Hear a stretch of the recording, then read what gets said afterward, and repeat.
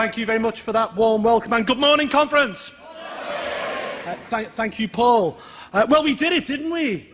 We did it. We've achieved what we set out to do. We have succeeded in getting ourselves out of this sclerotic, out-of-date European Union. And aren't we getting off this juggernaut just at the right time? Only 48 hours ago, in the European Parliament, we heard the President of the European Commission, Jean-Claude Juncker, inform us that it's full steam ahead for a European army. When Nigel Farage warned of this back in 2014, Nick Clegg called him a dangerous fantasist. Some good it did him.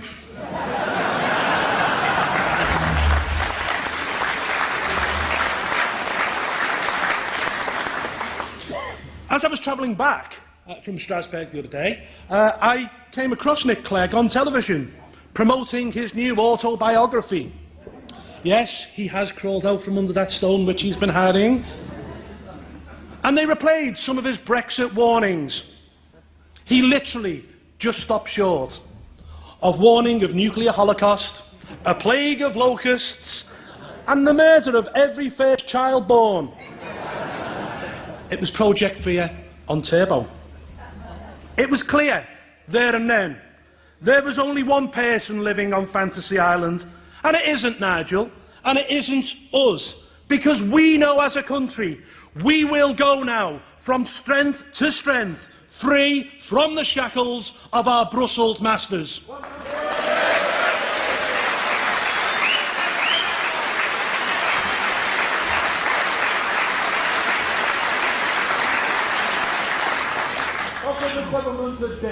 Absolutely. But we are all celebrating in our own little way.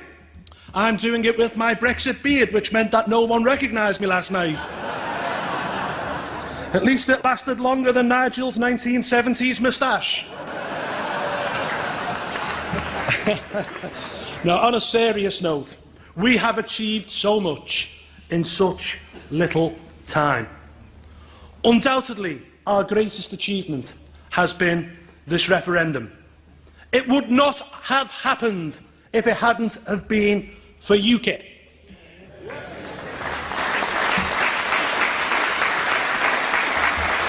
In 2013, we pushed the Prime Minister into offering a referendum that he never wanted to give. And why? Because UKIP was steadily rising in the polls and scoring local election wins all over the country.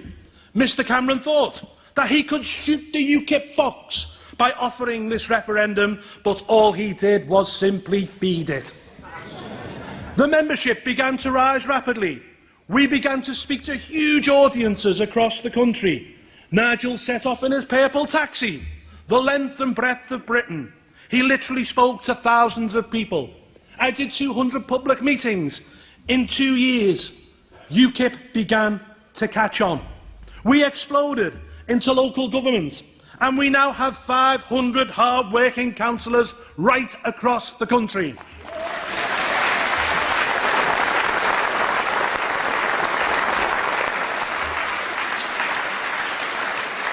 We forced the referendum, and you helped to win it. Brexit is yours. We and you were the foot soldiers. You manned the street stalls. You delivered the leaflets, and you got our country back.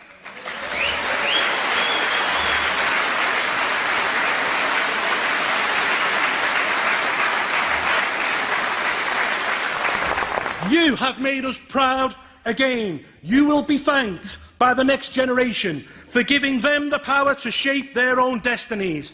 Do not underestimate what you have achieved. Brexit will shape the direction that this country will take in the first half of this century. And what direction do we want it to take? Well, we want to see a Britain that can stand proud in the world, free and independent, a Britain that makes its own laws and has the ability to protect its own borders.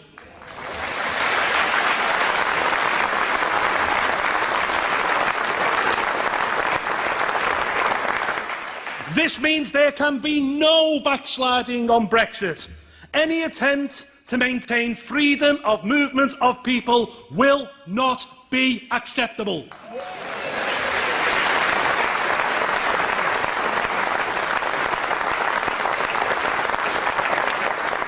I want to see us have access to the single market, but not be part of it. I want a Britain that is friends with our European neighbours, but not bossed and dictated to.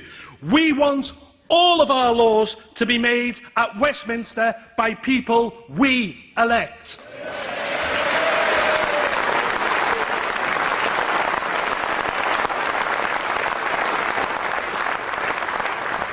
I also want to see a Britain that looks to the emerging markets of the Far East and Asia and reignites its links with the Commonwealth, which we so shamelessly turned our back on in the 1970s.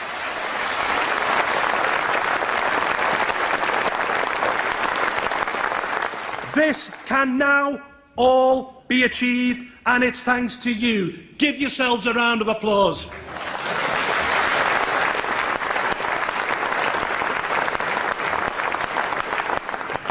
I stood on this very platform 8 years ago, and I said that I believed that UKIP's future lay as a party of the patriotic working class. Very few people believed me at the time.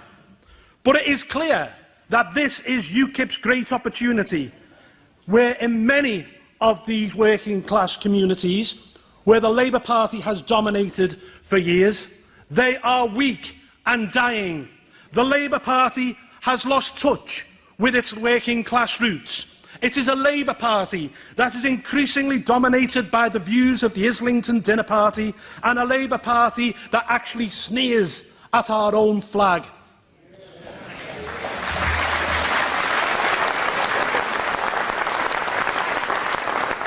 UKIP can make great strides in these areas as a party that wants to see firm border control, that wants to see prison sentences mean what they say, that wants to see all children of all classes get a fair start in life, and one that is prepared to put British people at the top of the pile.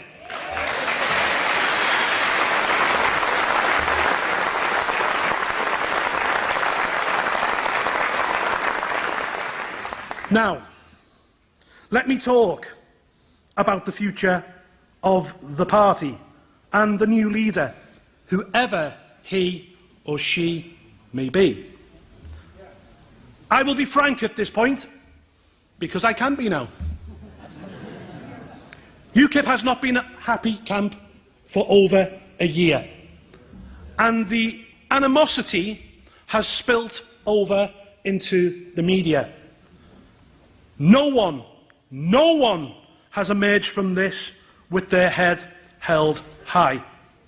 The designation process between Leave.eu and Vote Leave created a cancer in the heart of the party and led to its leading lights using UKIP as a football. So much so that at this present moment the party resembles a jigsaw that has been emptied onto the floor. The new leader must put it back together.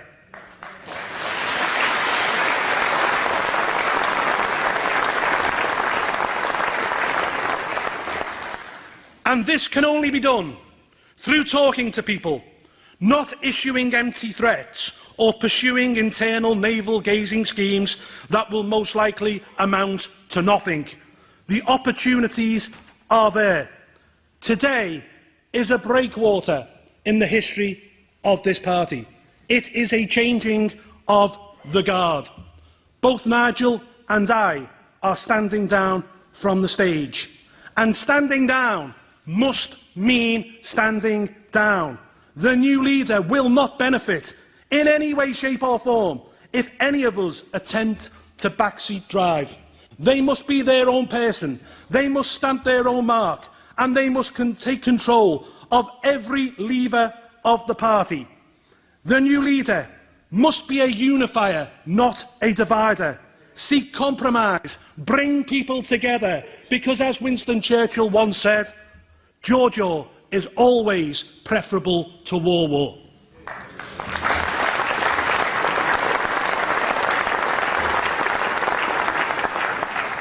They must not lead what the Westminster journalists call a Farageista UKIP or a Carswellite UKIP. They must lead UKIP, a UKIP for everyone.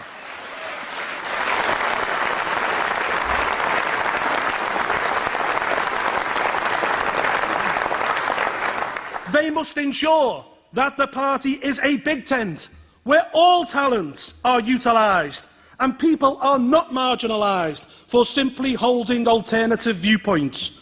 I have always believed that the barometer of the maturity of any political party is how it deals with people who have different opinions.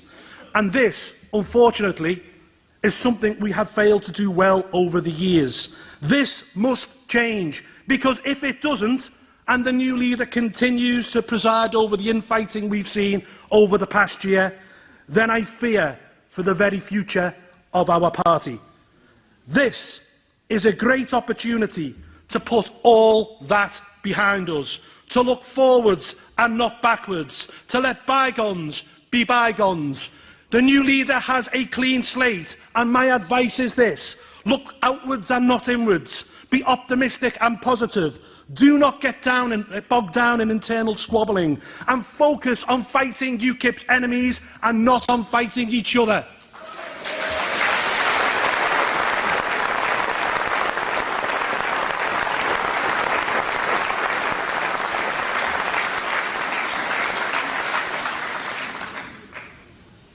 Of course, as Lord Stevens said, there will have to be some form of constitutional reform. I was the first person in the party back in 2010 to talk about the need of a party board, a political board. But I never envisaged for 1 second that this board would not have elected representation from the membership. Do not allow democracy within the party to be taken away. Do not allow the party to become like the European Commission that you have destroyed. It needs to be accountable.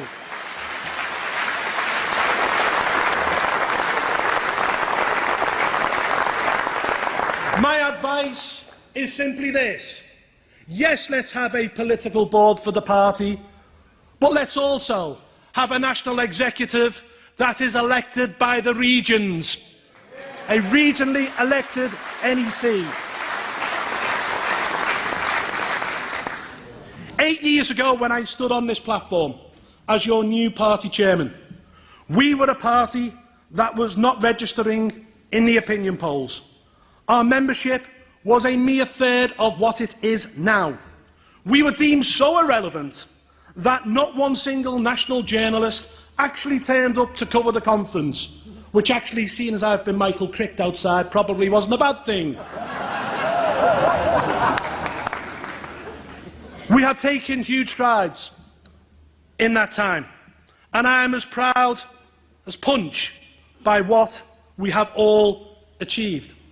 In 2014, we became the first party since 1906 that wasn't the Labour Party or the Conservatives to go on and win a national election. We took 4 million votes at the general election. We got the people the EU referendum, and we have given this country the opportunity to put the great back into Great Britain.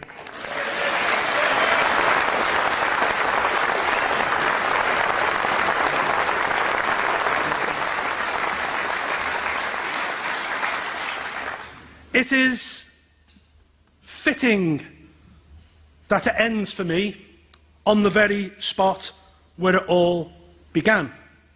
My colleagues, my friends, it has been a great honour and a pleasure to have been your party chairman and then your deputy leader for the past 8 years. I thank you all from the bottom of my heart for the support that you have given both me personally and the party in general. Never forget, you are its heart and lifeblood. Leaders and deputy leaders can come and go. None of us are indispensable. But you, the membership, without you, the party would be nothing. On that note, it is time to hand over to the next generation. They will take up the mantle. I wish whoever succeeds me as the Deputy Leader of UKIP all the best of luck. I thank you all and goodbye.